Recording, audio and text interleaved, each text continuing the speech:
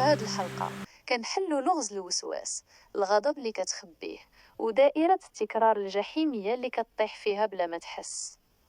اكتشف علاش القلق الزايد كيولد ليك مشاكل جديدة، وكيفاش الغضب ديالك الحقيقي موجه لراسك انت. هادشي كامل مبسط بالدارجة اللي أي واحد ممكن يفهمها. حان الوقت باش تكسر هاد الدائرة وتبدأ تفكر في الخروج.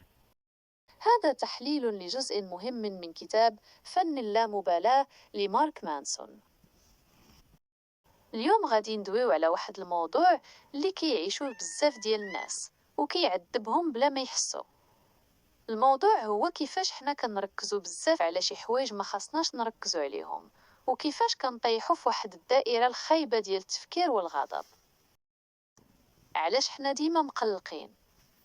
الكاتب ديال هذا الكتاب كيبدا كلامه بواحد السؤال: واش مازال مقلق على شي حاجة خاصة بيك؟ واش مازال خايف من شي حاجة؟ كيفاش نفهموها بالدارجة؟ ديما كتلقى راسك داير لك القلق بحال شي ظل، ديما كتشطب راسك على شي حاجة خفيفة. هذا هو الوسواس اللي كيبقى لاصق فيك طول الوقت. المشكل فين كاين؟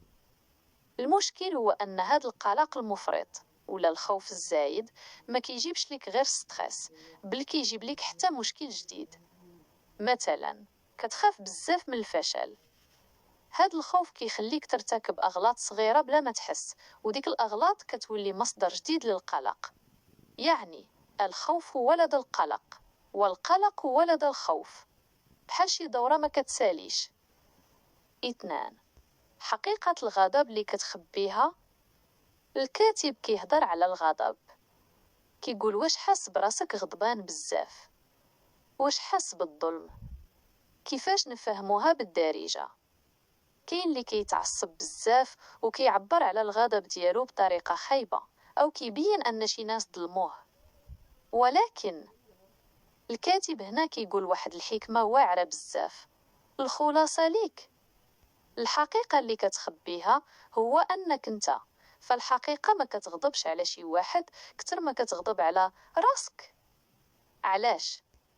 حيت الغضب ديالك القوي كيجعل الناس يشوفوك بواحد الطريقة خايبة، وكتولي انت بنظرهم شي واحد ضاحك ومضحك، وهادشي هو اللي كتكرهو انت بزاف، وكتزيد تغضب على راسك مرة أخرى. بمعنى الغضب ديالك على الظروف هو غير قناع. الغضب الحقيقي راه موجه لداك الشخص الضعيف اللي كاين داخل ديالك، اللي ما قادش يتحكم في الأعصاب ديالو. 3. دائرة الندم والتكرار الجحيمية. الكاتب كيسالي بواحد المفهوم سماه الحلقة الجحيمية. كيفاش نفهموها بالدارجة؟ شحال من مرة كتقول يا ربي عاوتاني درت نفس الغلط؟